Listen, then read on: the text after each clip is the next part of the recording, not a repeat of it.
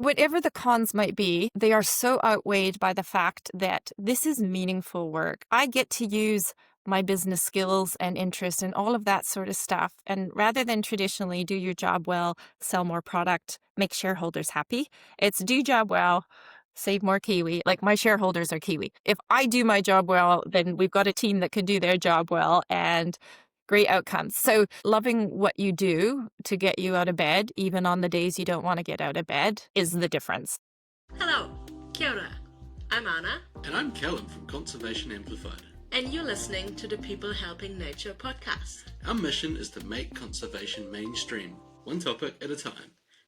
Welcome back. Today we are joined for a second time by Michelle Impey, the CEO of Save the Kiwi, to talk about some really fascinating topics around building a career with purpose, especially in the conservation space. Welcome, Michelle. Thank you. It's great to be back, guys. Kia ora, morena Michelle. And first of all, congratulations to your 20-year, as you call it, workiversary. Is that correct? Workiversary? Sure. Workiversary at Save the Kiwi.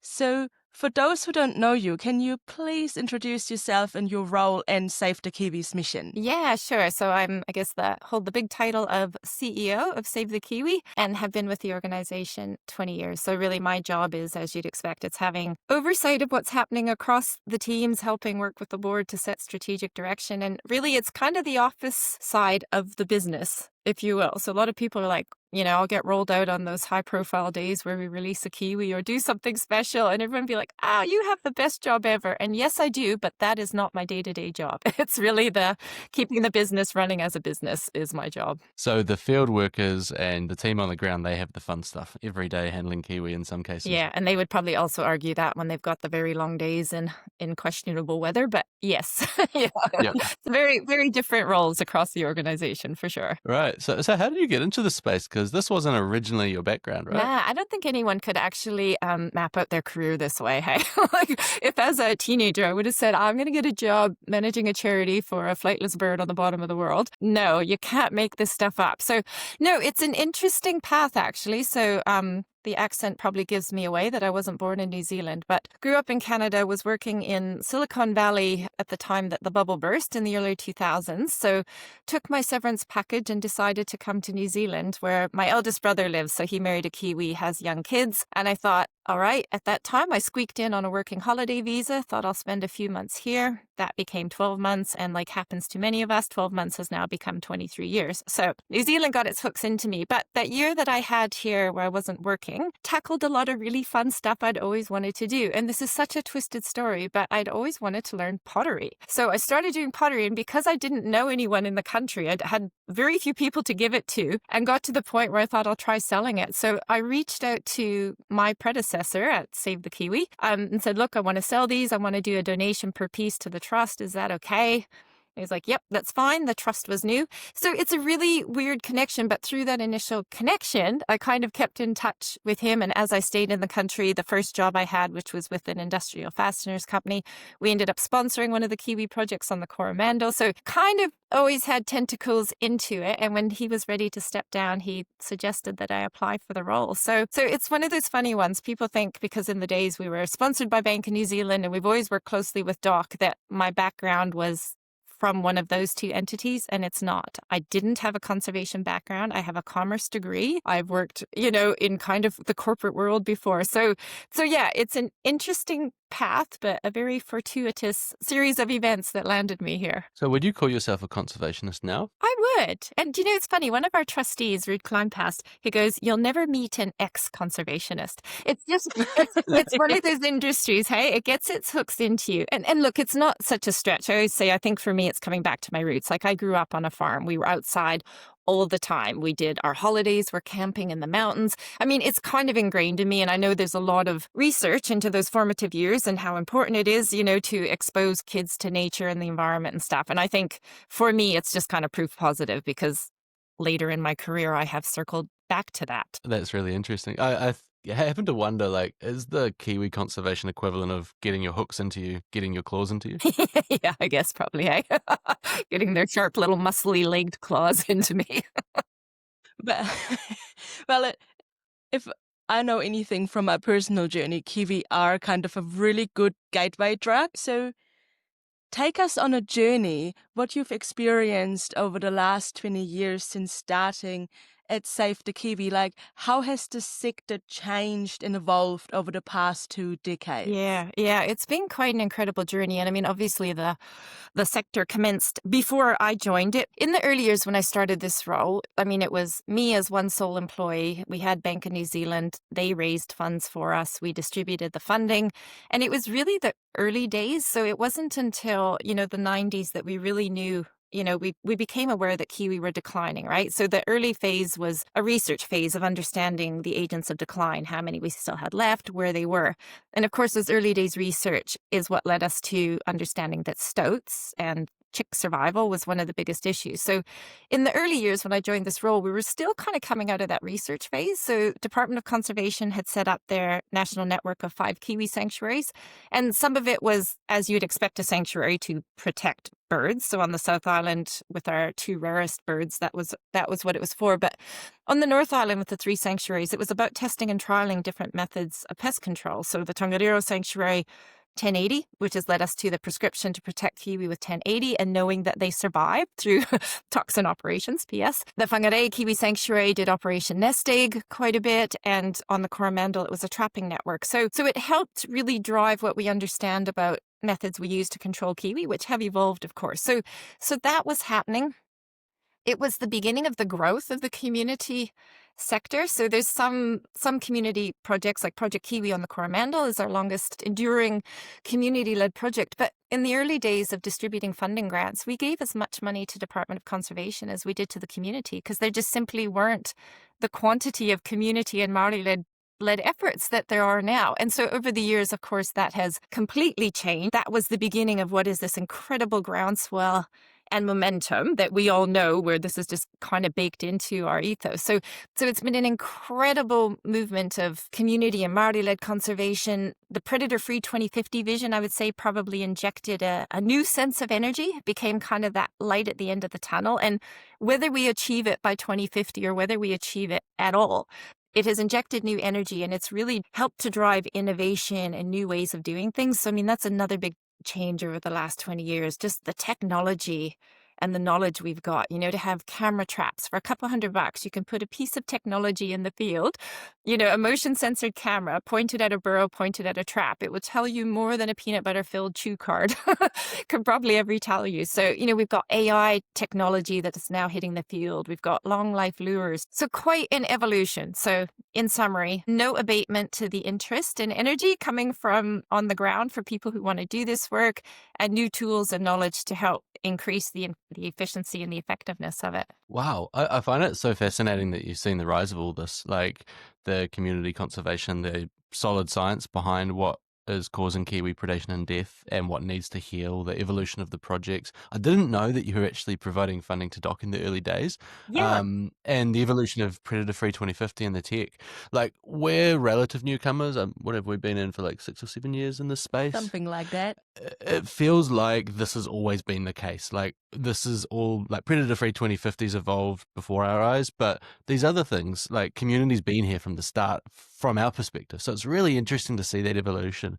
Like, what are the kind of shifts you've seen as far as the culture towards conservation, the attitudes, the way that we show up as a collective body? It's really interesting. Like, one of the big things that I think is so awesome is just seeing the expertise that sits within the community. So if you will, outside of Department of Conservation. And that's great. Like, it's just the knowledge base is so huge. So we've seen so much innovation and research and things being driven by community. So for example, this is an older piece of technology, but it's just such a great example. So with Operation Nest Egg, the transmitters that are used to find, for North Island brown, the sires that are sitting on the eggs so we can lift them and incubate them in captivity. This was driven out of community. Al Bramley, who now leads ZIP, but he's an engineer by background.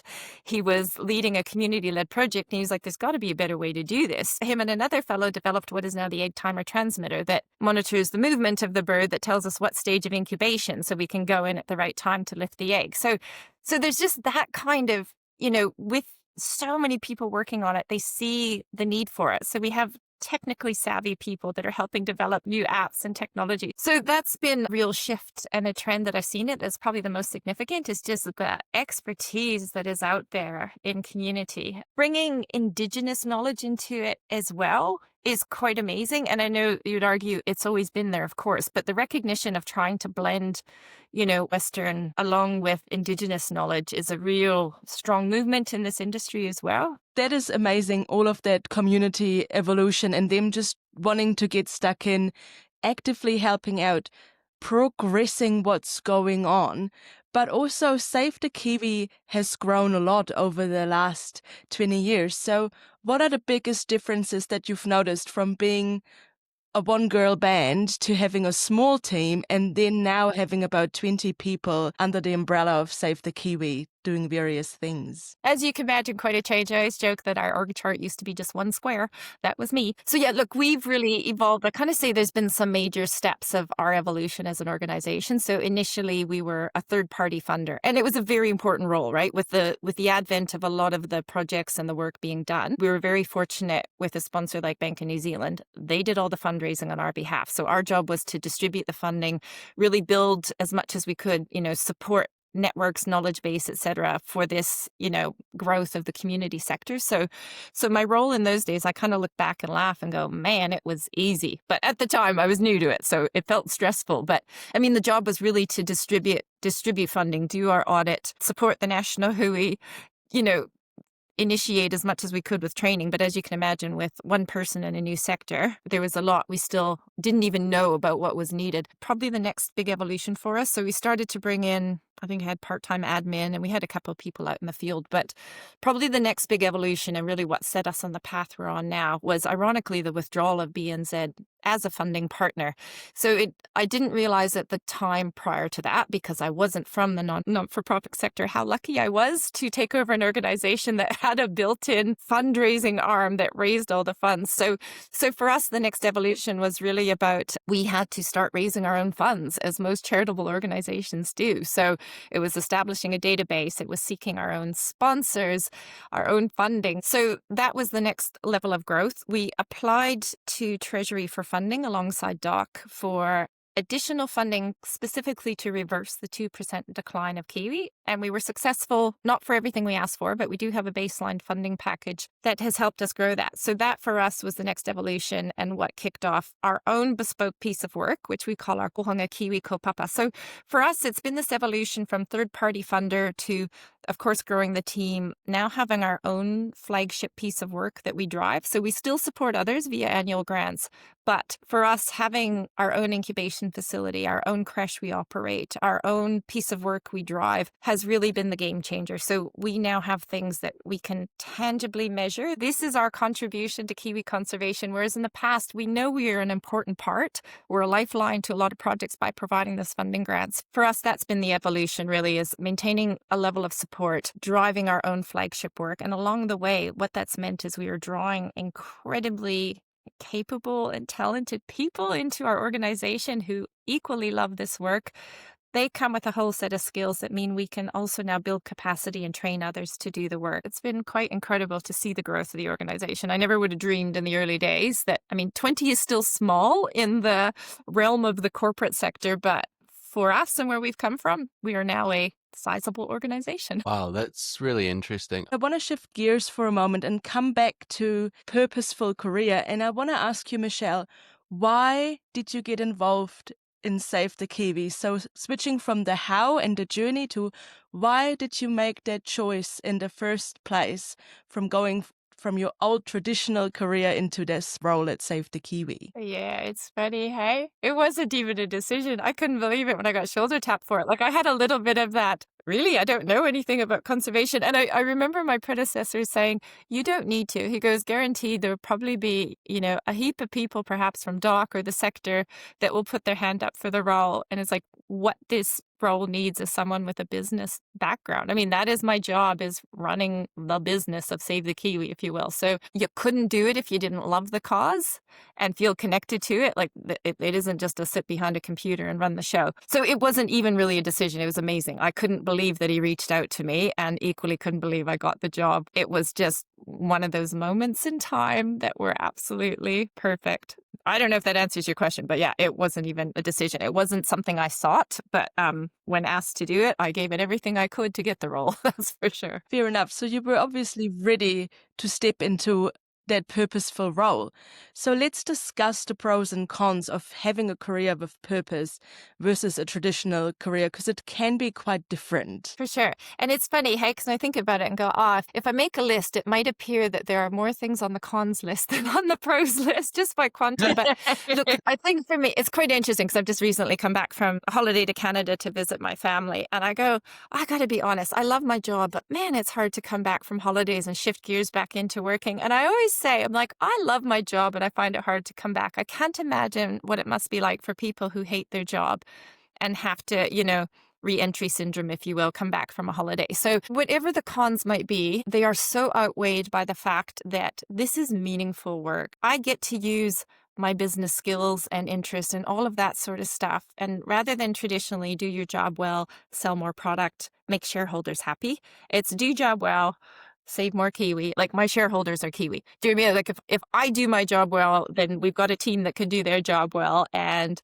great outcomes. So loving what you do to get you out of bed, even on the days you don't want to get out of bed, is the difference. I've had little glimpses in my career of short-term soul-destroying roles, and I'm just like, oh God, never again. But yes, I mean, there are some downsides, and it's not just conservation, it's probably most anyone in this sector. So there are things that come with it. Funny, I grew up in an oil and gas family, so I've seen that side of it and, the perks that come from working big corporate in, quite lucrative industries. So, I mean, usually if you're for purpose, you're not going to have a sweet redundancy package in your contract. You're probably not going to get a golden handshake when you retire. There are some things with that. You probably don't have stock options and a medical plan and a dental plan. There may be some that do that are listening to this, but I think for the most part, the New Zealand model, many of us are a relatively small organization. It just doesn't come with those perks and benefits. And I will say, I feel I have been paid very fairly in my career, but in this sector in general, for the skill level, responsibility,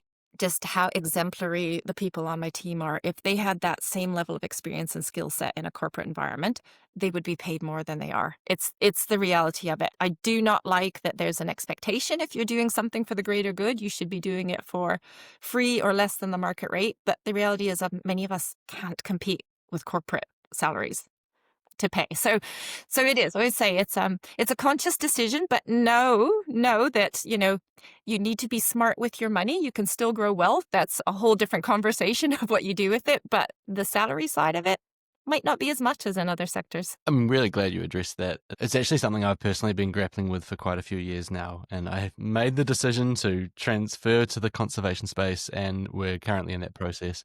But there's a lot of different thoughts that come up, and I think social expectations is one of them, that you should maximize every dollar you earn and all the ego things that come with that, and many other thoughts that go down that path. But one of the things that really sealed the deal for me was realizing that I'm an entrepreneur at heart. I build companies, I build solutions. And when I really just ripped off the Band-Aid and said, I'm going to come into this sector, I realized I could still be an entrepreneur in the social sector, and the profits just go back to nature rather than lining a pocket. Like, there's a certain point where an extra dollar is not going to get you that much more happiness. And yes, you're right.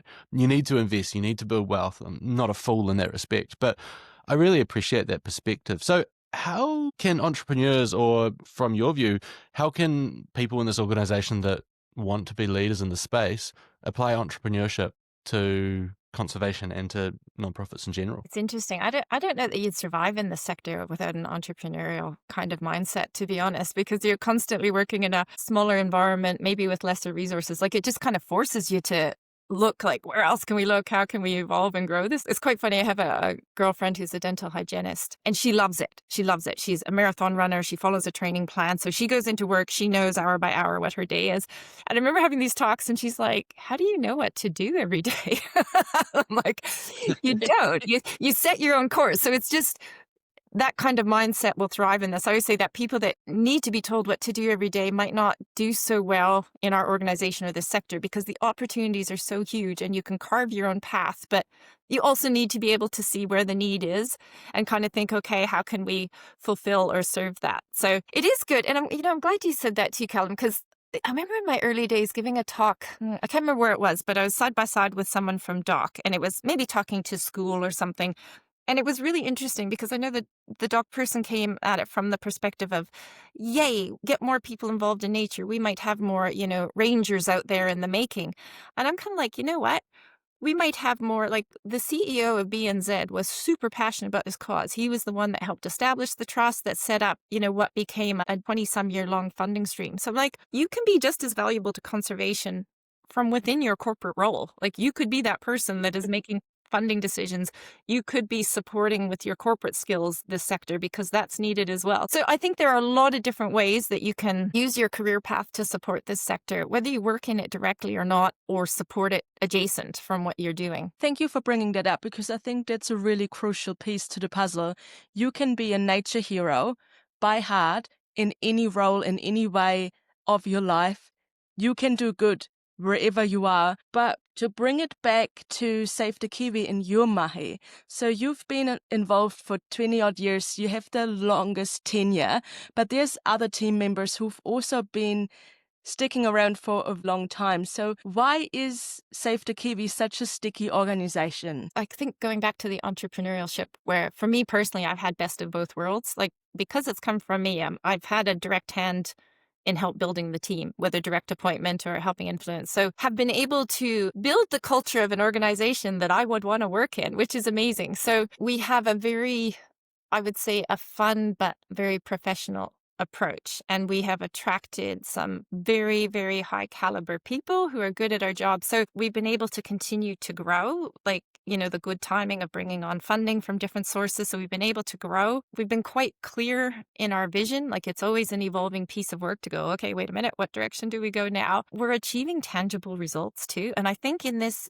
industry where it can be really heavy going, like no doubt about it, it's hard work. As much as we will promote the good days where we're creating new kiwi populations and stuff, like we have runs on the board, definitely, but it can be heavy going. So I think the fact that overall for Save the Kiwi and kiwi conservation, legitimately, we are making a difference. We can measure it. We're actually growing the kiwi population in some areas. Like we have lots of work to do. So I think with that, you couldn't do this work knowing what's at stake if it was just a continual grind and you weren't getting anywhere. And it also too, in this industry, probably one of the pros I didn't mention earlier as well, because it just draws people that are so kaupapa driven. And this isn't speaking negatively to a traditional corporate environment, but I would say on the whole, there's probably a greater percentage of people who are not driven by the paycheck. They are there for the purpose and the cause. And as long as they can work in that industry they love with the bird they love, and we can continue to pay them, they stay. So yeah, look, we have such an incredible team. I'm just in awe of who we draw to work for us. They're just high achievers that get shit done, and it's cool. So I think continuing to build that in a fun environment where people have freedom to do what needs to be done, we can resource them to do it as best we can, and we continue to achieve results. It's kind of a winning formula. Yes, I think positive work culture goes a long way, especially in a conservation sector where sometimes things die as well.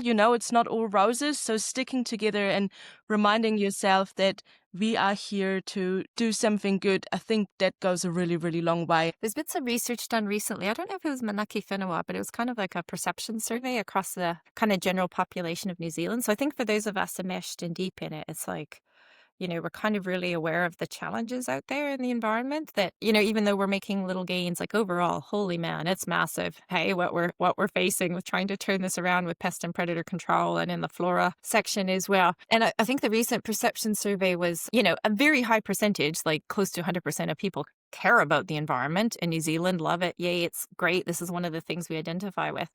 But also alarmingly, I think it was a very high percentage of people that thought things were swimmingly well, like everything was okay out there. We're clean, we're green, 100% pure.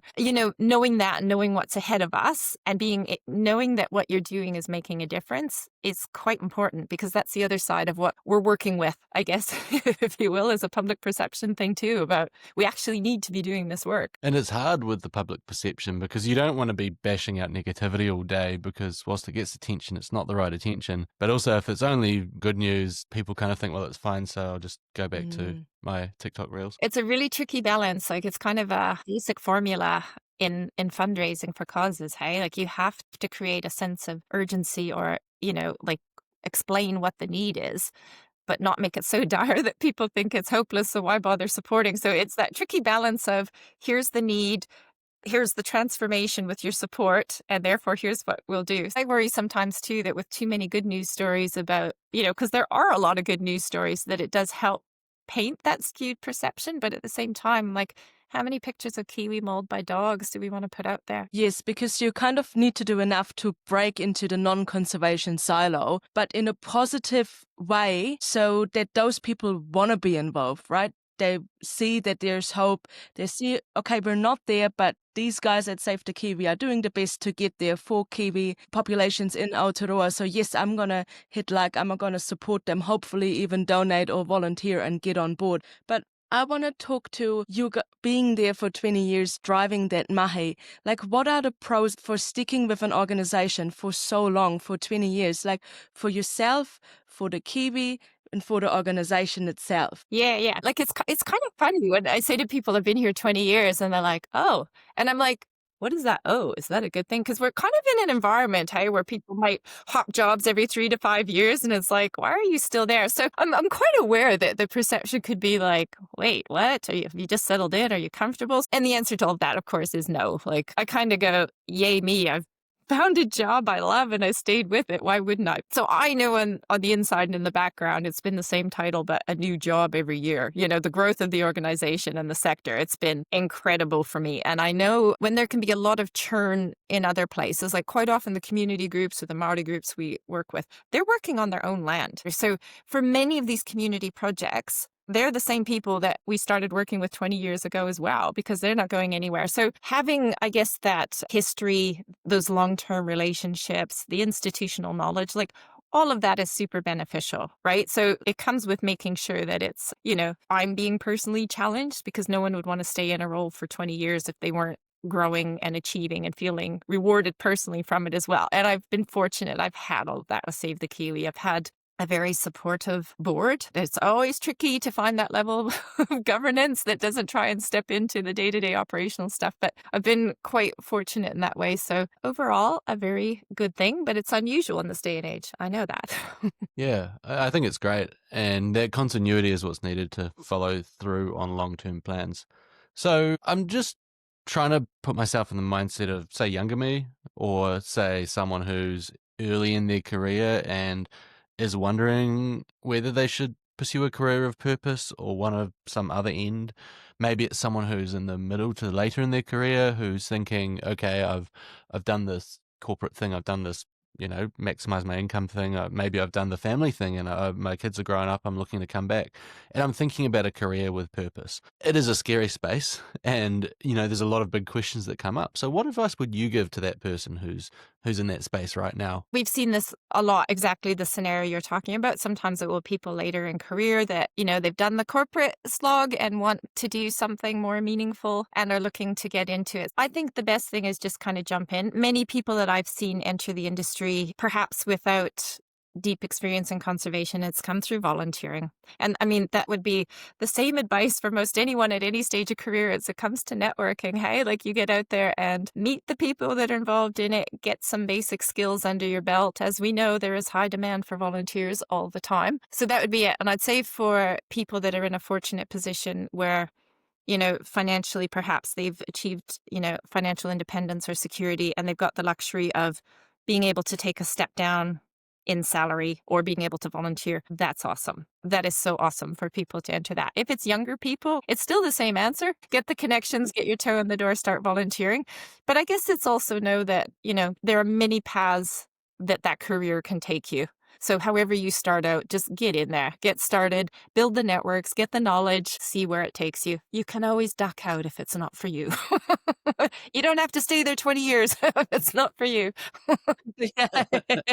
No, totally. And I also want to add to that conservation isn't just on the ground mahi, like we already talked about funding applications before. So if your superpower is, office admin support, so many groups exactly do need that. So don't think that only because you just have that experience and nothing on the ground, you don't know much about birds or lizards or anything else like that, that you're not needed. You are most definitely needed in this space. So is there any other advice other than we've already talked about that you would like to give, Michelle, to people who want to start or change their career? I think those are the big things. And you touched on some really key points, and I'm glad you did, Anna. I look at our marketing and communications role, for example. Like, it's actually beneficial to get people that come from the corporate sector, because they come with that base of knowledge and perhaps contact points. And they might, like our last comms manager was awesome. She was with us 5 years. She's now moved on to Wellington Zoo, but had come from strong corporate background. It still holds. Just know the sector you're getting into and that what it might mean from a salary and benefits perspective. It doesn't mean it doesn't compete with where you're leaving. The rewards outweigh it, but make it a conscious decision and give it a go. Like I say, you don't need to stay. Dip in and out. That's great. Absolutely. And I think you don't have to go all in on your first day either. You can volunteer for a community group. Let's say you've got business experience or community leadership experience. You can volunteer for a board. And I've mentioned this on the podcast before, but on Tiri Tiri Matangi, there's a group of elderly ladies who knit beanies and then sell them in the store to raise money for Tiri. There's so many different ways you can do it. Do what suits you and bring your superpowers to the table. I think that's really, really important, is like you don't have to do this or that. It can be a part of your life. You can plant a seed, and that seed can grow over time into whatever you like it to do, or you can walk away if it's not for you. Yeah, for sure. For sure. Look, if it's pottery that gets you in. And look, I always kind of joke, right? Like, I've been in this gig a long time, and obviously I've learned a lot. And one of my roles is as a spokesperson for the trust. So I have to speak from a place of knowledge, of course. But in general, the team we've got knows way more than I do. I mean, all of them are kind of experts in what they do. So I have to find this sweet spot in between. So again, I would say, yes, I'm a conservationist. And yes, I know a lot about kiwi. But I'm also not an expert. Like, I've got a broad base of skills that I bring to the table. So I don't need to have the in-depth field knowledge that my team, because we've got people that have that knowledge. I've got an operations manager who comes from an academic background. So she's driving research and she understands how to navigate with the universities. I'm like, that's great. She knows and understands that. I don't need to, because we've got a team. Like, my job is to make sure they've got the pathway to do what needs to be done. So I think it's good to understand that as well, to go like, I've learned a lot, but I'm not an ecologist. I don't have scientific academic knowledge in the conservation space. I've got learned experience and lived experience, which counts for a lot, but you don't need to have that. So if someone's thinking, oops, I need to go and get my ecological or my ecologist degree before I enter this space. No, you don't.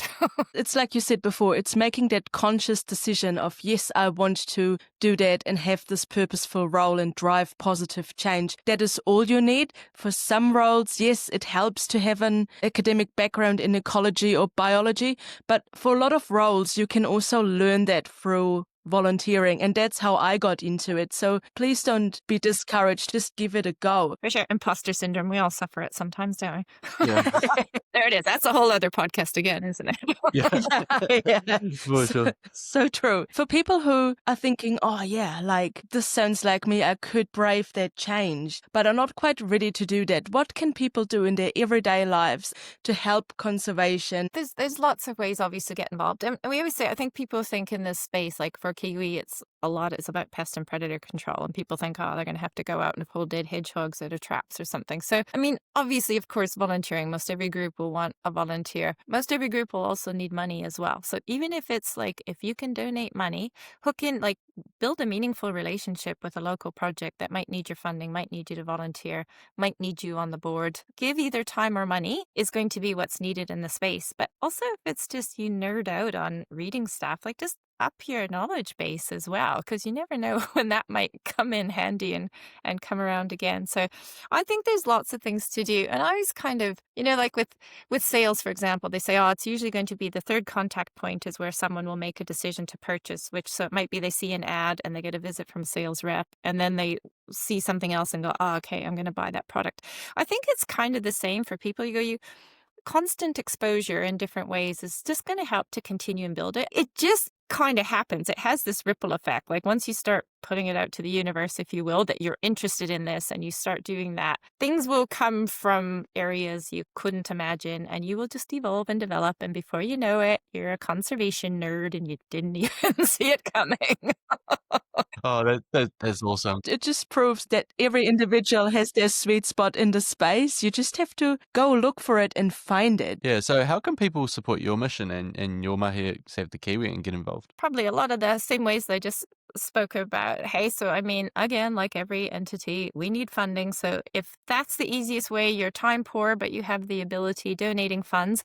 And I will say this, of course, we need funds too. But if you want to ensure it stays local, find your local project and support them with funding or donations. For us, probably one of our biggest pleas nationally is around dog ownership. So it's one of the big challenges we have in not just Kiwi conservation, but many other threatened species. And I mean, we see a lot on the news with attacks on stock, attacks on humans, etc. So roaming dogs are a bit of a challenge in this country in some areas. So for us, it's a plea if you are a dog owner or a cat owner, is just being aware of where you live or where you're taking that pet, and just do everything you can to ensure that it isn't a threat to wildlife, which will mean keeping it out of areas that's restricted or keeping it on a lead. Whichever. I have a dog. I love my dog. I would never promote don't have a dog, but it's just do the things to, keep precious wildlife safe from your dog. And beyond that, it's just all these things we talked about, just having that conservation mindset, hey? Yeah, love it. Great answer. And if you like to hang out on social media, follow Save the Kiwi because they have some really cool content. And it's not just like cute photos of birds. I mean, that is a part of it. But there's so many different angles and so many threads you tie in. And I do find that if you follow Save the Kiwi and look at their content, if you are a social media person, that is, not everyone is, you can really start to get a feel for the whole picture without like having to dive too deep, and just in your daily life where you find it. So to all of our listeners, go out there, find your sweet spot and get involved with your superpower. Thank you, Michelle, for joining us today and chatting about what it means to start, change, shift into a more purposeful career. I think it's really important that we've addressed that and talked about it, and hopefully get more people involved in our amazing sector. Yeah, thank you. Kia ora. Pleasure. Thanks, guys.